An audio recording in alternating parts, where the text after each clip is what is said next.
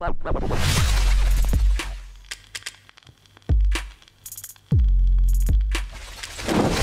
guys, what's up? It's Joe. Good morning. All right, I wanted to make a quick video here. So when it comes to color correction, obviously there's a lot of ways to go about it, but usually whatever software that you are using, pretty much everything I'm about to show you, you are able to do it within your own software, right?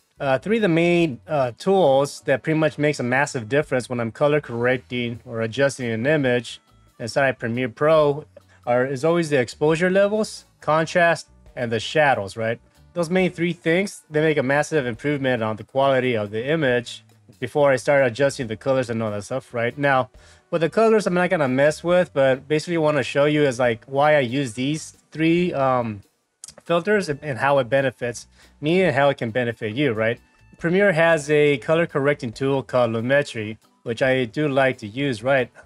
However, if you do not have Premiere Pro and don't have access to this color correction, usually in your effects on your whatever software that you're using, you should have like some folder that says video effects, say like image control. You should have some type of color correction folder. Then from here you can have, like you see, you should have some like brightness, contrast, right? You can also use the curves as well, right? These, you can make adjustments on your video using the curves, right?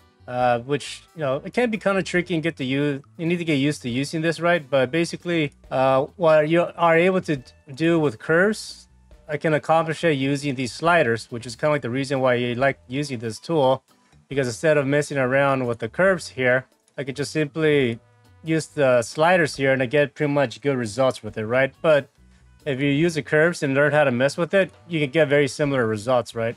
And like I said, like depending on the software you use, I'm sure you guys have some type of RGB curves, a filter. You can just drop that in there and there you go, right? You can start, you know, color correcting this way. Yeah, but for the sake of this video, basically what I want to focus more on why you need to focus on learning how to adjust exposures, shadows, and contrast to get a pretty good image quality, right? For this project of pause video, this is like the raw image of the camera. See, no color adjustments made whatsoever, right?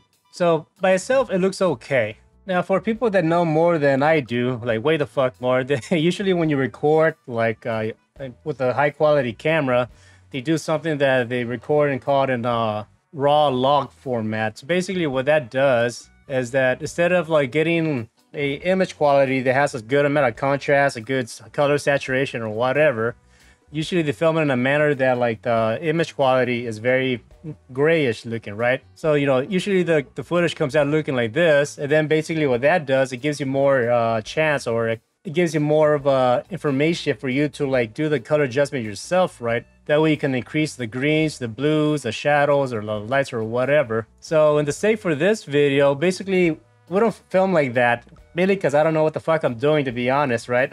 I mean, I have a pretty good idea, but for the most part, what I try to do is get like the best image quality from the beginning. That way I'm able to do less in post-production, right? Also, I know how to work with the footage, so it doesn't like bother me, but for the most part, the image quality as is pretty good enough. I do use scopes to pretty much get some color information here, right? You have the RGB, red, green, and blue separated, and this one here is basically red, green, and blue on top of each other, right? To start out with, and keep an eye on my levels here as I'm increasing like the quality of the image. Usually the first thing that I do is that I always increase the exposure levels on my footage, right? So simply grabbing the slider, keeping an eye here. As you can see, for the most part, when I try to increase the exposure, I want to make sure like the levels peak around this area over here, right? I don't go all the way up, see, because then it starts to get too washed out. I kind of go like more around this area. Then from there, I go down to the shadows, and I want to increase like the shadows of it. So by increasing the shadows, pretty much it starts to lose a little contrast. But by me increasing the shadows a bit, what I'm doing is that certain areas that's dark, say like right here where all the bundles of cables and stuff are at, by me increasing the shadows, you are able to see a little bit more of information there, right? So boom, so you can see that. So you can see a little bit more of information there, right?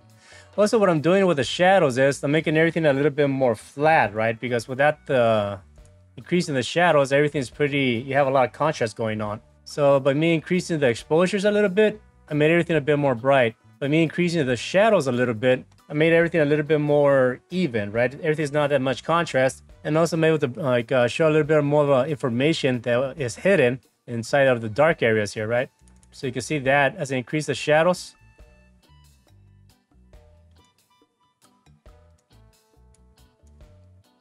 You know, you're able to see a little bit more information. Now, then, like after adjusting the shadows, basically you want to have a good like information when it comes to like blacks, you know, like contrast. And the cool thing about messing with the shadows and the exposures first is you're able to, you know, boost up the image a little bit more. That way it looks a little bit better and brighter. But then this gives you a little bit more chance to adjust the contrast to however you want. So in this case, I'm going to increase the contrast a little bit. Not just to go extreme, that looks pretty bad, right? But gonna go somewhere around there. That looks pretty good.